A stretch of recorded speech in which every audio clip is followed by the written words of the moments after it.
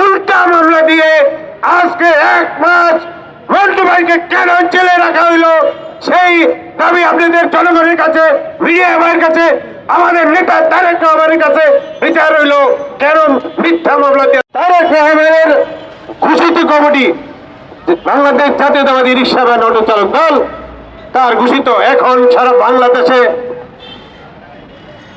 লোকের জোয়ার আর জোয়ার মন্টু ভাই, সেই ক্ষেত্রে কিছু কুচুক্তি মহল এই প্রায় 2 মাস আগে এই প্রেস ক্লাবের সামনে এই জায়গায় আমরা প্রতিবাদ সভা করেছিলাম। আমরা প্রতিবাদ সভা করে আপনারা মিডিয়া ভাইয়েরা, পুলিশ ভাইয়েরা, গোয়েন্দা সবাই ছিলেন, আমরা প্রোগ্রাম করে চলে গিয়েছি। কিছু কুচুক্তি মহল আইসা আমাদের 2-4 লোক এখানে ছিল, তাদেরকে আক্রমণ করেছে। আমরা কিন্তু ছিলাম না, মন্টু ভাই ছিল না, আমরা চিনি আর কেউ ছিলাম না।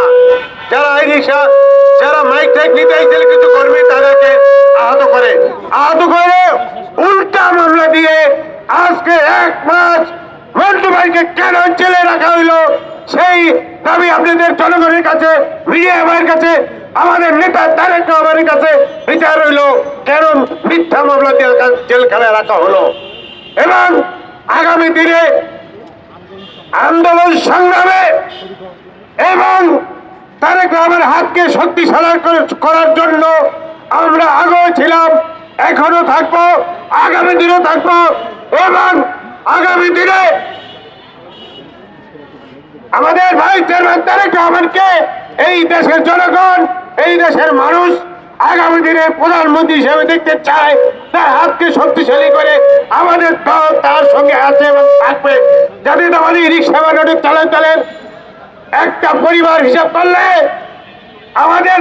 আমাদের রিকশা ভ্যান অটো চালক দলের প্রায় 5 কোটির উপরে সারা বাংলাদেশে ভোট আছে। আমরা তারেক রহমানের হাতকে শক্তিশালী করে আমাদের বক্তব্য শেষ করতে। আসসালামু আলাইকুম রহমতুল্লাহ।